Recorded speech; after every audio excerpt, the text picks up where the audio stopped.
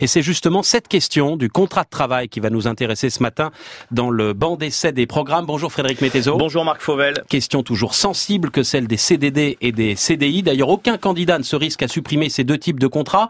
Enfin, il y a une exception. Un candidat veut supprimer.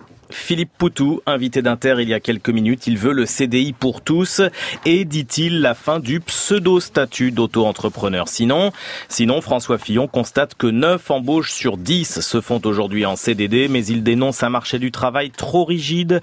Il veut faire, je cite, disparaître la peur d'embaucher en créant des contrats supplémentaires dans le droit du travail, contrats de mission à durée limitée pour les petites entreprises, contrats à cause de rupture prédéfinis. Et pour tous les contrats, il veut aller plus loin que la loi El Khomri dans la barémisation des indemnités prud'homales, de façon, dit-il, à sécuriser la rupture du contrat.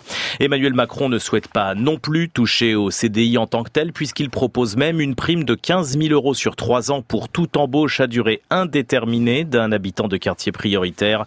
Il veut surtaxer les contrats courts et précaires, mais comme François Fillon, souhaite plus encadrer les indemnités de licenciement. Statu quo aussi pour Nicolas Dupont-Aignan. Il veut favoriser l'embauche de chômeurs longue durée en CDI en supprimant toutes les cotisations employeurs pendant 5 ans. 3 candidats, Jean-Luc Mélenchon, Benoît Hamon et Marine Le Pen, souhaitent abroger la loi El Khomri. Et Mélenchon veut réaffirmer le CDI comme norme du contrat de travail, c'est déjà le cas. Il veut limiter le nombre de contrats précaires à 10% maximum dans les PME, 5% dans les entreprises plus grandes, et puis pour les auto-entrepreneurs à client unique ou bien employés par une seule plateforme collaborative, par exemple Uber, Jean-Luc Mélenchon propose que leur contrat soit requalifié en contrat de salarié. Au-delà de l'abrogation de la loi travail, Benoît Hamon souhaite le statu quo avec notamment la surtaxation déjà existante des CDD, comme Marine Le Pen qui surtaxerait aussi tous les nouveaux contrats employant un salarié étranger. Merci Frédéric Mettezo. Les programmes, les enquêtes d'opinion à retrouver sur la page présidentielle du site franceinter.fr. Et c'est justement cette question du contrat de travail qui va nous intéresser ce matin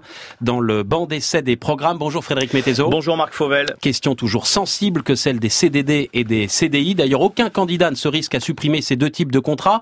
Enfin, il y a une exception. Un candidat veut supprimer.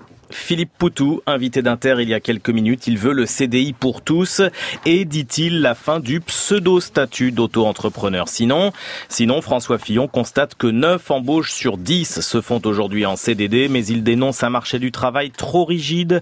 Il veut faire, je cite, disparaître la peur d'embaucher en créant des contrats supplémentaires dans le droit du travail, contrats de mission à durée limitée pour les petites entreprises, contrats à cause de rupture prédéfinis. Et pour tous les contrats, il veut aller plus loin que la loi El Khomri dans la barémisation des indemnités prud'homales, de façon, dit-il, à sécuriser la rupture du contrat.